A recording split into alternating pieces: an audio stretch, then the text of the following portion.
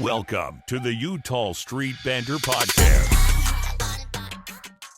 Welcome, everybody, to another episode here on the Eutaw Street Banter podcast. I'm Cody. With me, like always, is Elijah. What's up, man? How are you? Not too much. I'm doing good. Enjoying the nice weather. It's finally getting like spring. Don't know how long it's gonna last for me because I know I was checking the weather and there's chances of winter mix this weekend, which is outrageous for how nice it's been. But we'll take it one day at a time. It's been pretty nice. That's crazy. Just getting my way through the semester. Yeah, that's nuts. Yeah, it's been gorgeous here too. I mean, if you watched, so earlier today was the opening day for the Baltimore Orioles. Opening day at home. The home opener. I guess the home opener. So, yeah, man, it was gorgeous, beautiful day out there. I mean, it was like 75 degrees. So it's very much like baseball weather. I know. Me and my family are going to the game on Thursday, and I think it's going to be like 70, 72. Oh, that's going to be nice. So it's going to be. You going to sit in the bird bath? The newly renovated bird bath?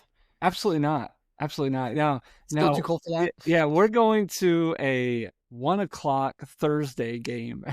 So that's what you do when you got two young kids. I was able to get pretty good tickets for a good price because it's a 1 o'clock on a Thursday. Well, make sure if you do go get your food, they got that new the cheap food that they have now. It's actually pretty nice. I was looking at it again. I forgot like cinnamon pretzels. Heck yeah, cinnamon pretzels. They have like $4 for a refillable 16-ounce cup, which is, I'm sure it's not your fancy. Which for those of you that don't know Cody, no matter what sporting event he goes to, he has to get a souvenir soda. Yeah. So it doesn't matter how cheap that refillable 16 ounces. He's not getting that, but it's still available for all the rest of us. Yeah, I do collect them. So if they have the same one, I don't need it. Yeah, but it's when it's a new one. A shout out to I know Alex Ovechkin's probably listening. So shout out to Washington Capitals they had legit souvenir cups this year. I was pretty excited about that. Make magic happen with Emily at Blue Crab Travel, your Disney vacation expert. Ready to experience the wonder of Disney? Let her help you plan the ultimate Disney getaway. Whether you're heading to Disneyland, Walt Disney World, or a Disney cruise, she has you covered. Emily can take care of custom Disney itineraries, tailored to your family's needs and preferences. She also can help find you exclusive discounts on Disney hotels, tickets, and packages. Imagine a stress-free vacation with hassle-free booking for accommodations, dining reservations, and fast passes. From character meet and greets to thrilling rides, Emily will make sure every moment is unforgettable. Email Emily Jones today at emilyjones@bluecrabtravel.com to start planning your dream Disney vacation. Anyway, let's jump into the news. We're going to do it a little differently because Elijah's going to take it. Go ahead, buddy.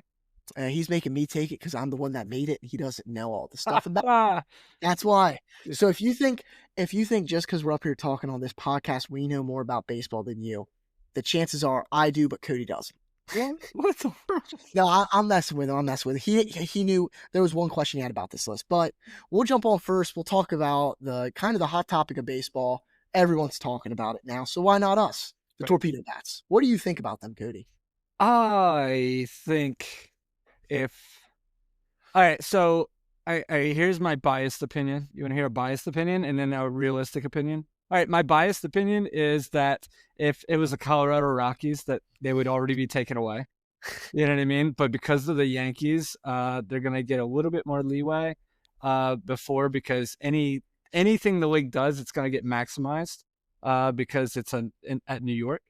Okay, that's my biased opinion. Okay, now my unbiased opinion is I don't really mind them from like a baseball player's point of view.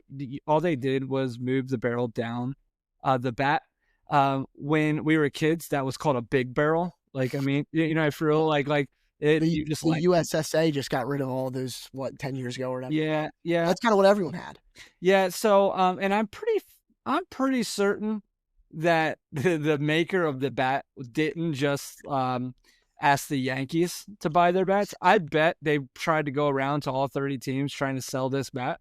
Well, they do. There are more than just the Yankees. I know Ryan Jeffers has it on the Twins. Okay. I forget I think Junior Caminero on the Rays has it.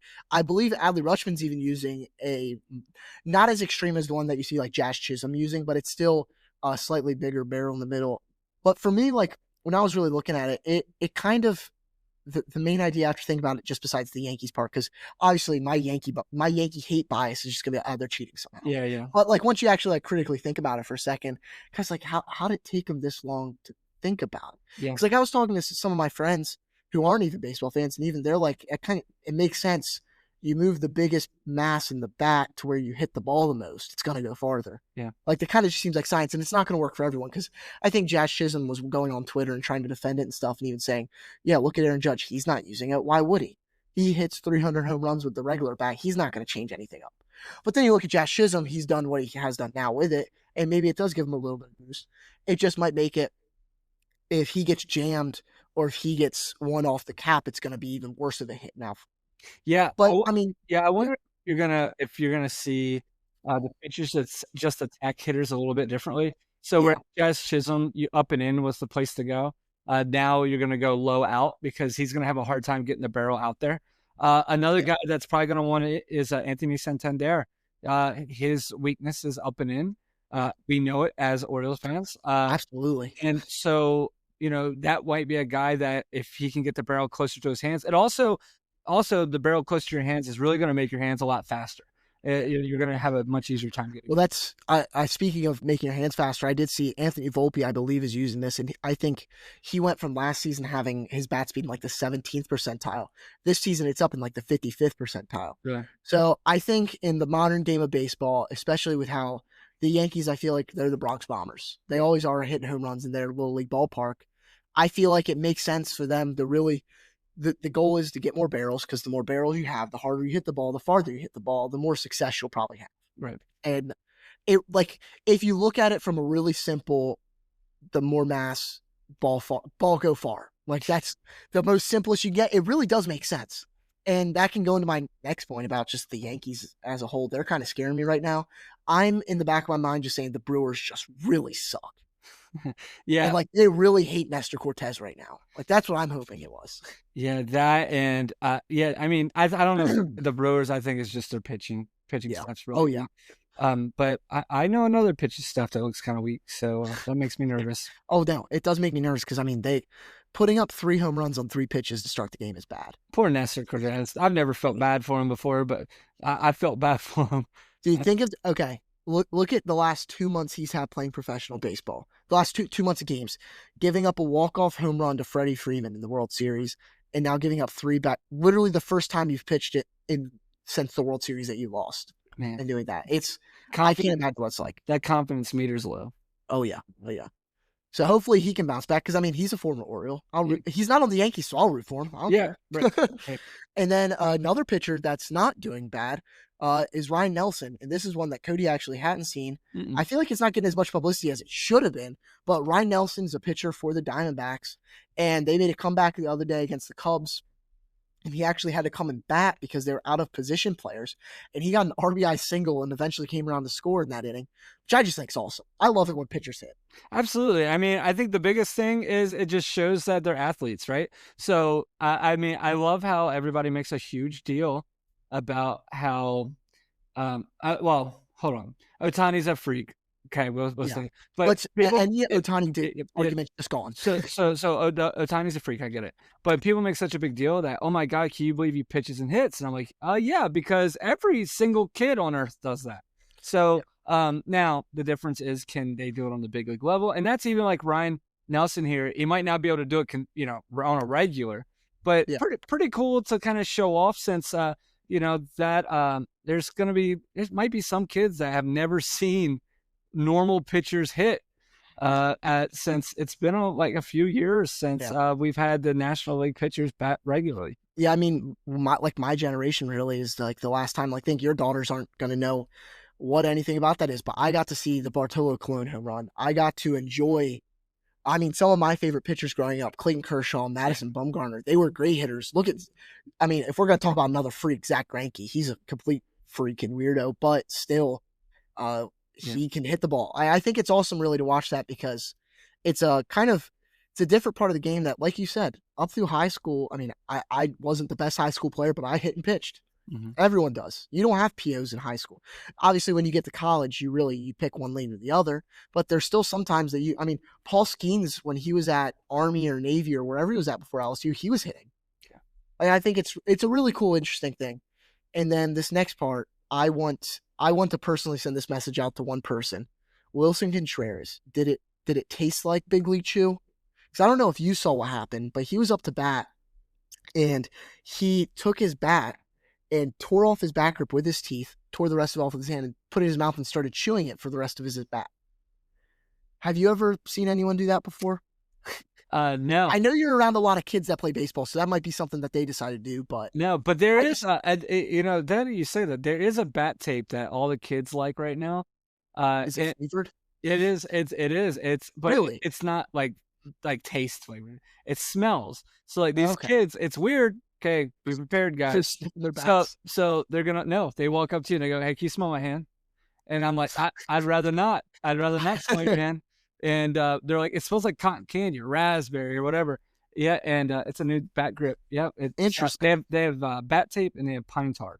They have the pine tar that smells like. I didn't know. I think that's what would have made me make it to the majors. And then another thing that happened over the weekend is the Marlins are good.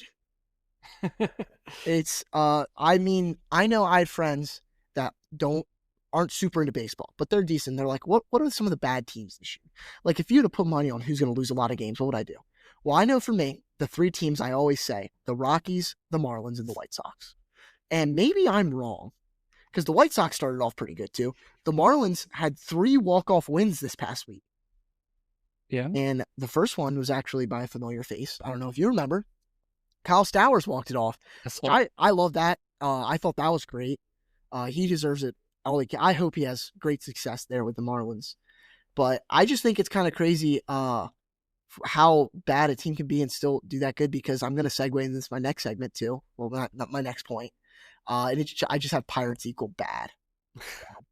And I'm sorry, for some reason, if you're a Pirates fan and you're listening to this, we don't ever talk about the Pirates, but it's because they're bad. They're bad. That's really all I can say. They got Paul Skeens and they got O'Neal Cruz, but that's about it. Yeah. Their bullpen is awful. I mean, 3 walk-offs in a series. Daniel Bard had given up 2 of them. The first one was to Kyle Stowers. The last game of the series, walk-off on a wild pitch. It's just bad. I feel bad for Pirates fans. Yeah, and their biggest thing is they were just hoping that a few of those guys would kind of click. You know what I mean? Yeah. Like, Brian Hayes still hasn't. No. They did Pittsburgh did the Acuna thing. They finally paid a prospect, and they paid him early, and they paid him a lot. But he's not Acuna. You know what I mean? Yeah. It didn't click. You feel bad, man, because Paul Skeens, the Jones pitcher, what's his first name? Jared Jones. Yeah. And then they got Bubba Chandler coming up. What a baseball name, Bubba Chandler. Yeah, they got starting pitching. If it's just crazy. It's just crazy. Absolutely. And then this actually happened Monday afternoon. Came out that Jurickson Profar of the Braves is going to be suspended for 80 games and will not be able to play in the playoffs this season because he was caught on steroids. Sure. And I tried to read up. I'm not nearly smart enough on steroids. My steroid knowledge really goes back to like the 6th grade. I think I wrote a paper on steroids for some reason. I wrote about like Barry Bonds. Yeah. I don't know, but that's as far as my extensive knowledge on it goes. I believe it was the same steroid that Manny Ramirez actually got caught on. Yeah, actually, and it's like a cover-up steroid, is it not? It is. Because it's whatever steroid they were taking, it was to boost their testosterone, and this was to try to like cover that up, and he got caught. And I have his statement that he pulled up, which I just find it funny because I don't know, I get denying it, but you've already been caught. Just be a man kind of and just like own it. Like he said, this is especially painful for me because anyone who knows me and has seen me play knows I'm deeply passionate about the game. There's nothing I love more than competing with my teammates and being a fan. It says I would never do anything knowingly to cheat. I've been tested my entire career and never tested positive. I would never willingly take a banned substance. So, is he trying to pull the Tatis, my doctor gave it to me for ringworm thing? I don't even know. But I think at this point, you're going to get caught if you do it. I think it's almost virtually impossible to not get caught. Yeah, absolutely. Absolutely. And then one thing that just came over while we're doing our podcast, The Red Sox agreed to terms with Garrett Crochet for 6 years, $170 million. So yeah. So Okay. Well, let's do live betting here then. shoo. Over under 1.5 seasons before his Tommy John. Oh, I'm going under. I got real quick. Yeah. Well. They're the Red Sox. I don't care. Yeah, oh, I'm sorry. I don't root for injury, but when it's gonna happen at some point. Like Yeah. unless he becomes a reliever for the playoffs or something like that, they make it. Speaking of the Red Sox, though, someone's been doing awful. Like shoo. awful. Yeah, you got. Yeah, I mean, yeah, and what a bad time to do awful, since you're trying to tell everybody that you're better than the guy they just got. Right? For real, yeah. I mean, Rafael Devers in 19 at bats this season, 0 hits, 0 home runs, 0 runs, a 0 batting average, a 0 slug. He's got 4 walks and 15 strikeouts. Out of how many at bats? 19. Oh my gosh. He's struck out. He's had 8 at bats, 8 plate appearances this season where he has not struck out.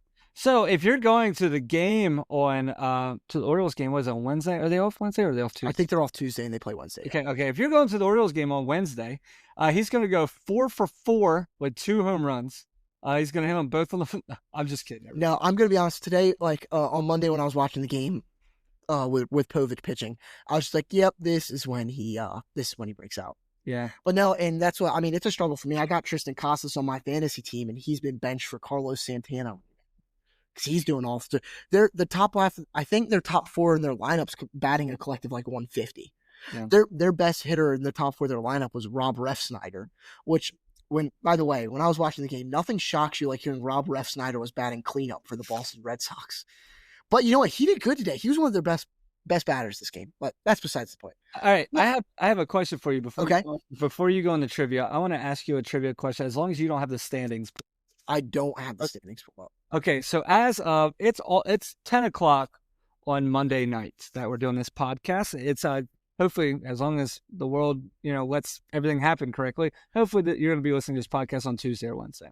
So, but as of Monday night, was it March 30th, right? Yeah, March 31st at 10 p.m.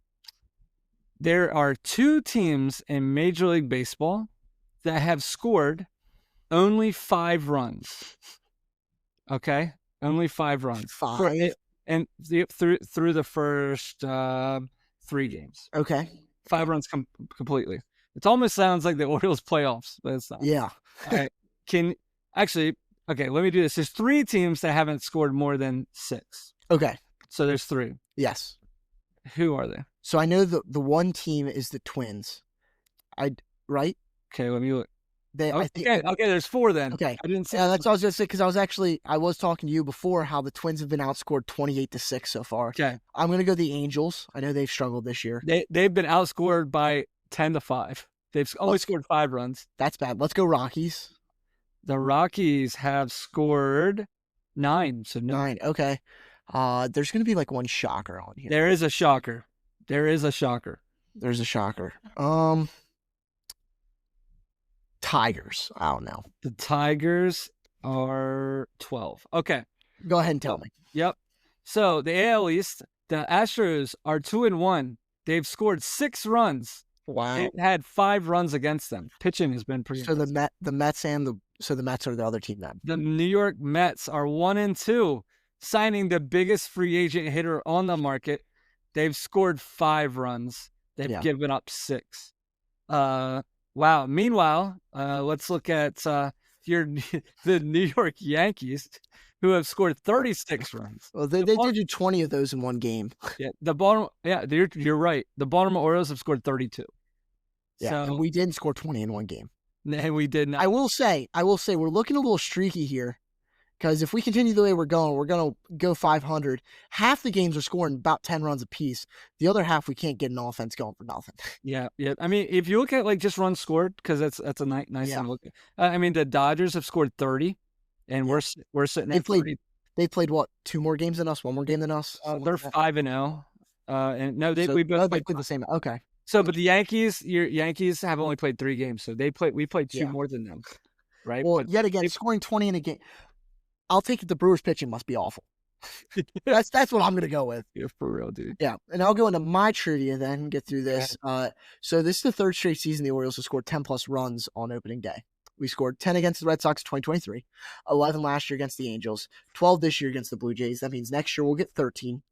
But we've tied an MLB record set by which two teams in which two spans of years? With three plus. You're not going to get this. I want to just say it. This is one of those ones that you'll be able to tell a friend in the future if you can remember this. Okay, what do we got? What are they at? So the 1994 through 1996 Brewers did this, and then the 1893 through 1895 Reds did that. I would never. I'm really surprised you didn't get the 1893 Reds. Yeah, I thought you had that one. I'm a big late 1800s Reds fan. Yeah. Yeah, I mean, yeah, for sure. Normally my knowledge starts about like the Chicago Black Sox era, like that early 1900s. That's normally where I start. So it was a little bit out of my frame. Oh my gosh. So I believe though you're gonna run over. Heck yeah, man. I've played so far. Hey, here we go. If you were with us last season, you'll kind of know what we're doing here. I'm gonna run really quick over the box scores of the past games since we've been last been on. My goodness. And we'll see how we do. All right, so opening day of Major League Baseball was last Thursday. The Orioles played the Blue Jays in Toronto. We had Zach Eflin go out against the Blue Jays, Jose Barrios, and it went pretty well. It went pretty well for the good old Baltimore Orioles.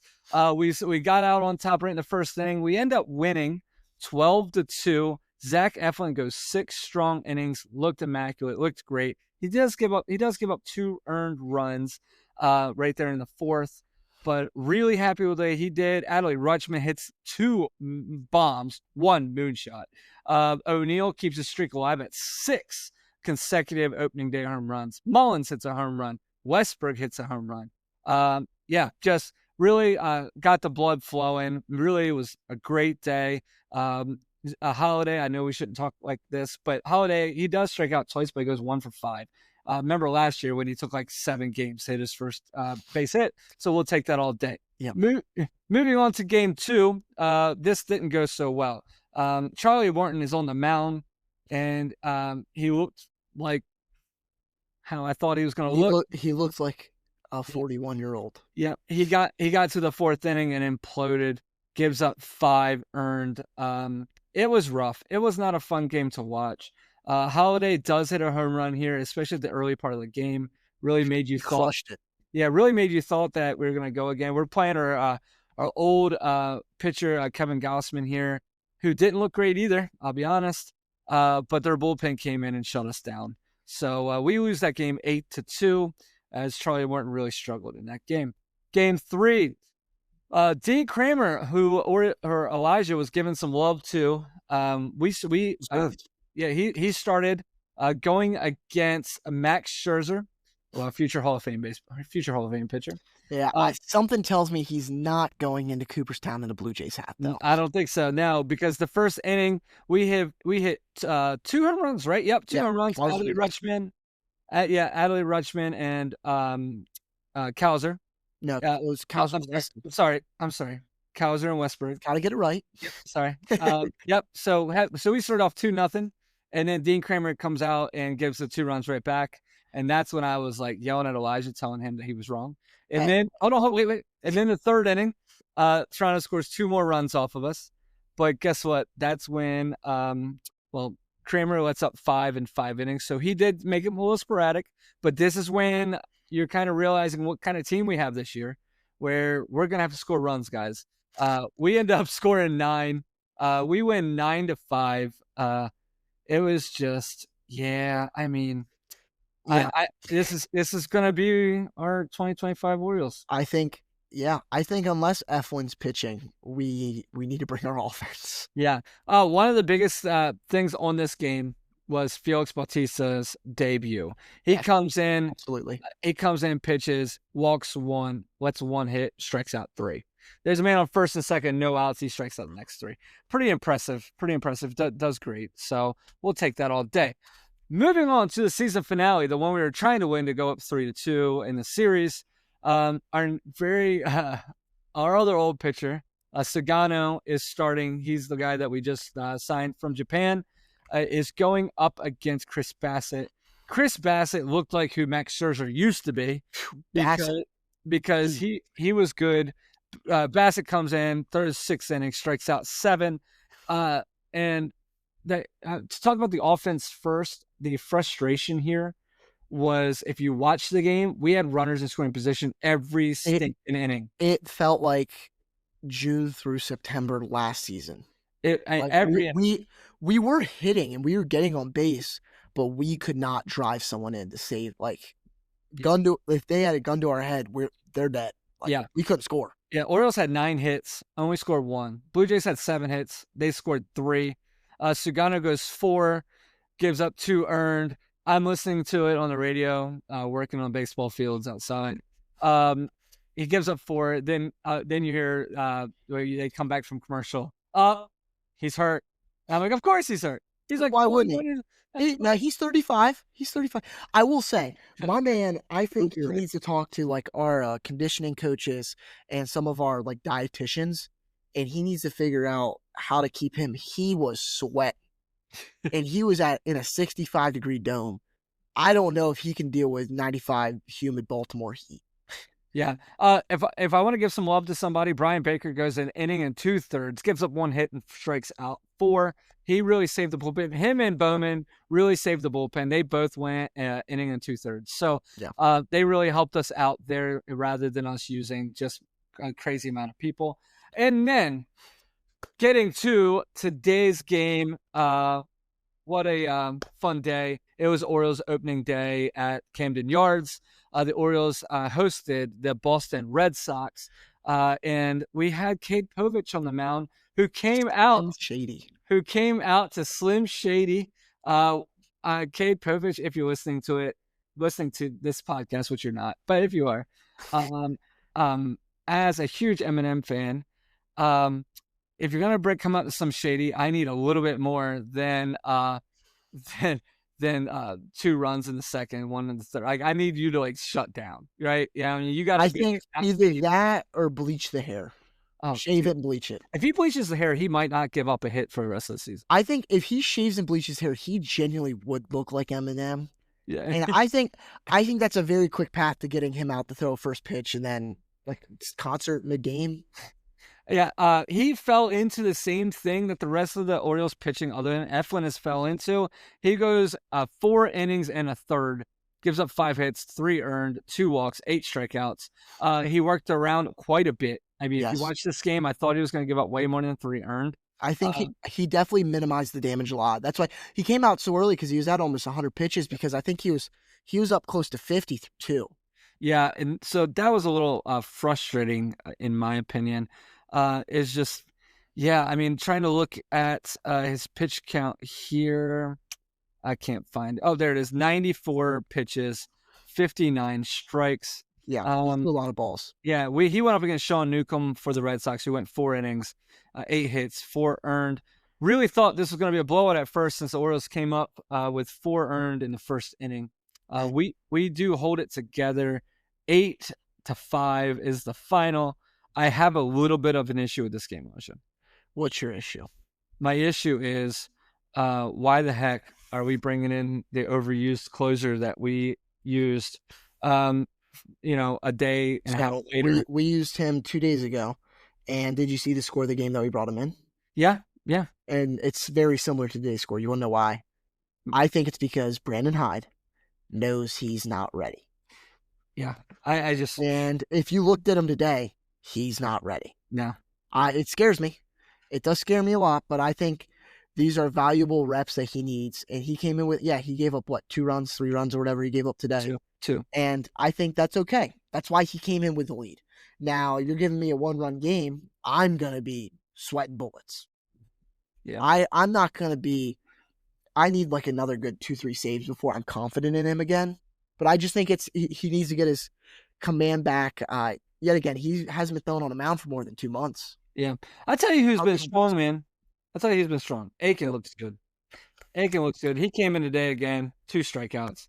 Our bullpen was amazing. today. Yeah. They really were, other than Bautista, Yeah. which I don't know if you guys you see it too, but anytime a closer comes in and it's not a closing situation, they seem to let up a few runs, which is okay. I think it's almost like closers, like hardcore closers like him, Clase, and really like your big time closers.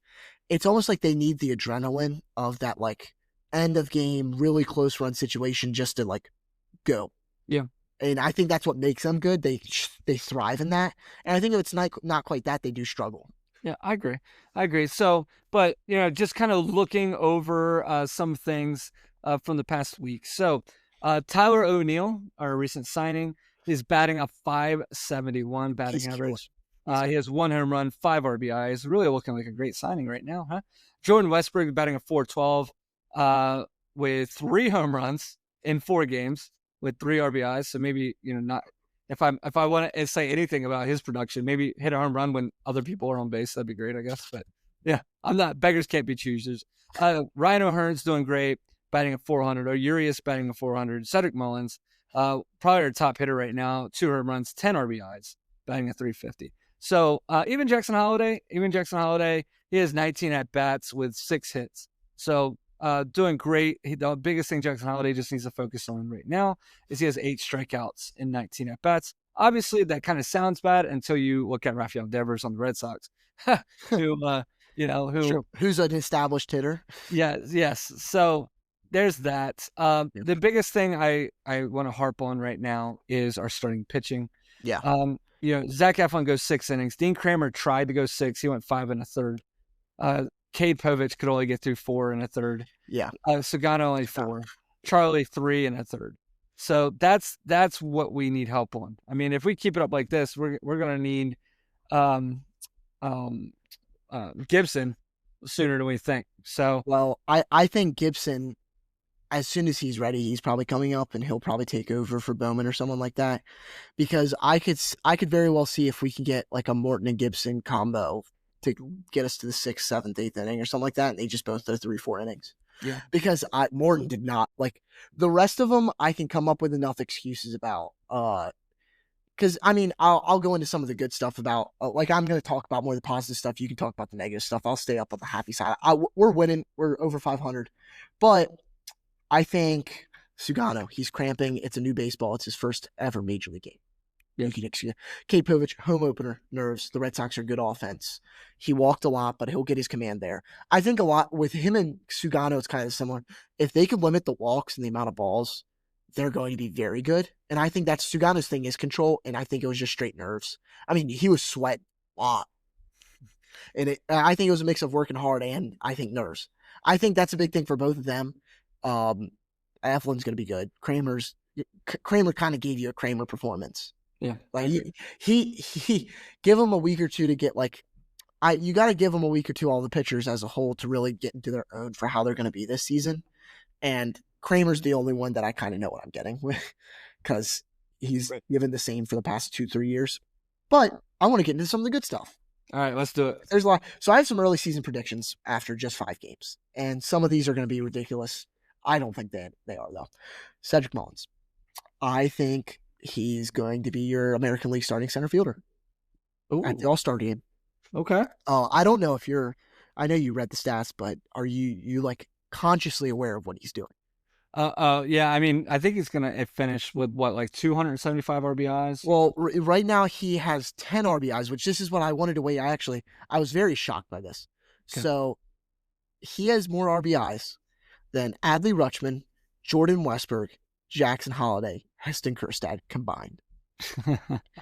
We as a team, we have, I think it's like 26 RBIs or something like that, and he has 10 of them. He has almost half of our RBIs. That's crazy. Like, he is driving in runs like crazy. I want to change though what I have here, because I says he's amazing and should be our leadoff hitter, but I'm actually going to take back that statement. I don't think he should be our leadoff hitter because he is hitting so good in the clutch right now. I want him to be batting with venom. Yeah, I agree. I think he should be batting 3rd, 4th, 5th right now, which is insane to think that he could be batting cleanup. But look what the Blue Jays did against us this weekend. Andres Gimenez was their cleanup hitter, and he was easily their best offense. Yeah, I agree. Now back to another hitter, Adley Rutschman. He's your MVP this year. Go ahead, put the money on the house. He's looking amazing. He is looking great. Like, he's looking great. And he is looking great the same way that Mullins is. And it's two huge things that they both didn't have last year. Last year, when Mullins was struggling or when Rutschman was struggling, they did not look comfortable at the plate. They looked off. Their timing was off. It just wasn't good. Mullins, he looked like he couldn't touch a high fastball to save his life. It just looked bad. They are in their zone. They know what they're doing. I love it. Cedric Mullins right now, I think I would take him over anyone on the team right now to bat with runners in scoring position. He is dialed in. Him and Tyler O'Neill are great. Tyler O'Neill, I don't even have him on my prediction list because I couldn't come up with something from him, but he's going to be great this year too. He's done amazing so far. I also have Jordan Westbrook's going to be the best third baseman by the end of the season, which he could be your starting third baseman. Adley Rutschman, he's going to be your starting catcher. That I didn't even need to say. That's not a crazy prediction. But I think Jordan Westbrook could start for third base. It's between him and Jose Ramirez because look at Rafael Devers. It's not going to be him. Yeah. I did get worried. I thought Westbrook might have been hurt when he didn't play on Sunday, but he's fine, I guess. He played second base on Monday to take, I guess, give Arias third base for a little bit. I don't know. When Gunnar comes back, he'll be your third baseman every game. And I think he might be the best offensive player on the team this year. Yeah. I know I just praised Mullins, but he looks really good. I'm really excited to see this season of Jordan Westbrook. And I also had on here, I will say, I wrote this down before Monday's ninth inning, but I said Felix is back, and we'll see. I'm going to put the prediction out there. He looks really good against the Blue Jays. Yeah, really good. I think he's fine. I think he's going to be fine. He might, you know what? If he has 4 bad games this season, and this was one of them, I am perfectly fine with that. Yeah. Like he didn't hurt. The team didn't get hurt by this. Yeah. He still won. Yes, his ERA got hurt, but that doesn't matter. Yeah. I mean, it really does. Second game he pitched. I agree. You know, look at Nestor Cortez. He could be that ERA. Right. Yeah. Yeah. Yeah. I hear you. I mean, even looking in today's home opener, like I think one of my favorite things is we've switched a little bit of how the lineup has looked. So the way the Orioles have always been, Anthony Santander would do this. Even Gunnar at the end of the year was doing this, where we were just trying to home run or nothing. You know what I mean? And now it seems like man on second, less than 2 outs, except for one game last week against the Blue Jays. We're able to get them in most of the time. Yes. We're able to get those runners in scoring position actually to score. So and it's all of them because like I think the game against the Red Sox probably was the biggest show of that because we didn't hit any home runs. We didn't really have much doubles. It was all singles. Started off the game with a couple different singles.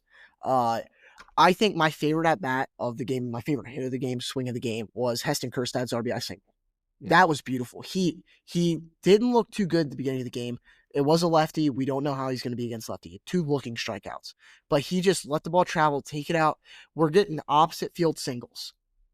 Like when I say Mullins is comfortable, Rutschman's comfortable. They look so in their zone and in whatever their strategy is and whatever this approach is coming this season, I love it. Yeah, absolutely. It's better baseball. You know who else looks comfortable?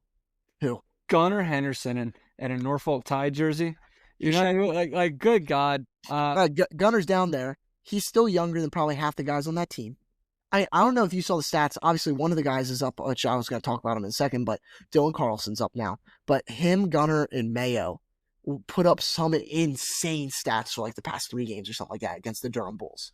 Like, could you imagine being an opposing pitcher for a AAA team that just got called up to AAA? You're feeling good. You just got promoted. You're not no top prospect, but you're a grinder. And you go look who you're playing. You go look at the roster. Gunnar Henderson, Kobe Mayo, Dylan Carlson, Samuel Basayo, et cetera, et cetera. Like, God, this is a major league team. Yeah. Yeah, I agree. Yeah, so, I mean, like I said, I'm hoping maybe he's back Thursday. If not, I mean, it's what? So it's retroactive to whenever we put him on. It's 10 days. It's Thursday. Thursday. I have a hard time believing he wouldn't be up by Thursday. Yeah, I mean if he's playing in games right now, maybe, I don't know. Maybe we have him because Thursday. Yeah, Thursday. That's the last game against. Do they know that I'm coming? Because if they know that, they might do it. Yeah. That's true. But Thursday's the last game against Boston. Maybe you see him just hit the road and start the series in Kansas City. Maybe. I know. So And it could be a thing that maybe he starts on the bench for a game and gets like a pinch hit at bat. Who knows? maybe. Some really, really, really, really, really, really, really bad news. We're running through this quick though. Okay. Well, I don't want to be bad. Colton Cowser breaks his thumb on a ridiculous slide to first base.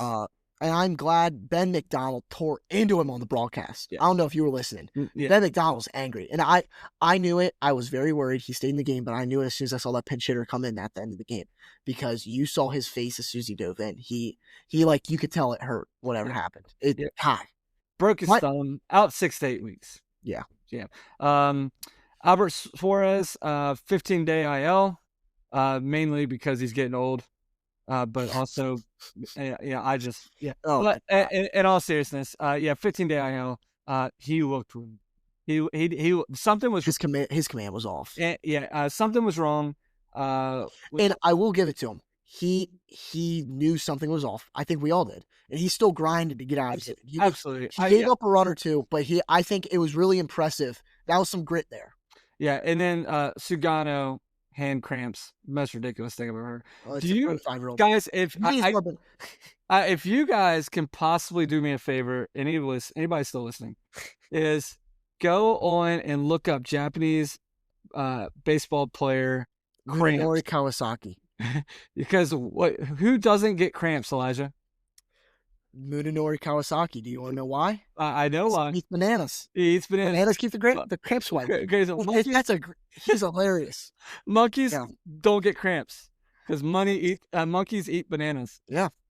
Please, you have to watch it. It's hilarious and it's legit. Like it's not legit. It's a real interview. It's a real interview. He was funny. on the Blue Jays it was 12 years. It's like a long time, a while ago. But yeah, it's hilarious. But yeah. Anyway, so we're done with the bad news, guys. We're done. We're almost into this now. I mean, the season is here. We're 5 games in. We have less than 160 games left. Yes. So basically, it's 4 months. Start getting Christmas decorations, dusted because it's gonna be here before you know it. The season's almost there. No, I'm just just make sure. So for Christmas, by the way, when we do win the World Series, I'll put my address out here, like a shipping address for my school out, and you guys just send me all the merch that you want to thank me for this. Okay. Yeah, I'm sure we will. I am sure we will. But I will say though, I want to say before we get into the kind of the next couple series, there is one specific thing I'm looking for. Okay. And I thought of it today. So obviously, I am a big fan of Kevin Brown and Ben McDonald and Jim Palmer. Sometimes Jim Palmer gets on my nerves, which it's hard to say that because it's Jim Palmer, but sometimes he does. He's an old man. He's a grumpy old man sometimes. Let's be honest. But today was an entertaining broadcast from them, and I am very excited. As a sports media major and someone who wants to be a broadcaster and stuff, and learning all the technical stuff, it's hilarious watching them. Some of the banter they have. Jim Palmer is a hilarious old man, basically. That's what he is at this point. Yeah, him and Ben McDonald, and they're all just fighting in there, basically. I can't wait to listen to them for 145 games because, you got to have the ESPN ones and the Fox ones and all that stuff. Or the blackout games that no one can watch because who knows why. Yeah. Yeah. Or MLB.com. Just crashes. Or whatever just doesn't work. Yeah. Got some fun ones coming up. We got a really tough game on Wednesday, April 2nd. We're playing our second game of the series with the Boston Red Sox at home. Garrett Crochet, the new $170 million man, will be facing Zach Eflin, who is not the $170 million man. So we got that going. Hopefully we can keep it close until we can get Crochet out of there because Crochet's a stud. And the problem is their bullpen is good. Yeah. Then Thursday, the game I'm going to, I get to see Charlie Morton. And Tanner Houck is going to pitch also. So I'm guessing, 15 to 14 game there. No, I'm going to be honest. I have Tanner Houck on my fantasy team. So this is the problem with my fantasy team. So I root for my individual player, but not the team success. So I need Tanner Houck go throw 5 perfect innings and then come out and then we score 15 runs. Yeah. Friday, April 4th, we go to Kansas City to face the people that kicked us out of the playoffs. We play them throughout the weekend, and then Monday when we're back on, we will be talking about how Corbin Burns is getting ready to throw a no-hitter against us because we go to the Arizona Diamondbacks. and play in Arizona. God, isn't it crazy how the schedule just works like that? God sakes. I mean, if you look at our schedule, we have a tough month. Shoot.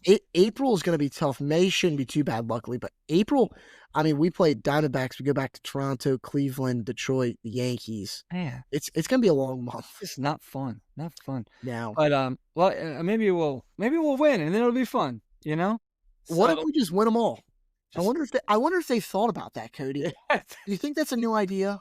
Yeah. Hey guys, this is crazy. Could Let's Brandon Hyde go up to him? Just Let's like, just not win. lose. Let's just win. Let's just a guy's idea. Let's just not lose. I wonder if someone told the White Sox that last year. That's the whole issue. They That's the just need to whole win. Yeah. They're like, oh, I didn't know that. Crap. Thanks. Yeah, right. Thanks. There's All right. going to be some article about us saying that we just told them to win. They won. Hey. Well, thank you everybody for listening to another episode here on the Eutaw Street Banter podcast. If you're listening to us on YouTube, hit that subscribe button and also give us a like, leave a comment, and then as long as it's a nice comment, I don't think we need any negative comments. Make sure you follow us and subscribe. Also, it's where you can listen to us on Apple Podcasts and Spotify.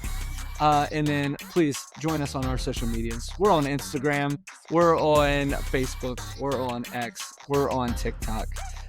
We like to have a little bit of fun sometimes. Kermit the Frog made his cameo last on We got day. SpongeBob.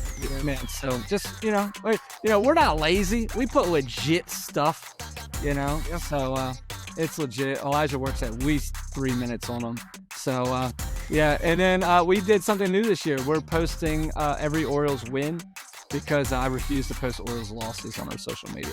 So anyway, See ya.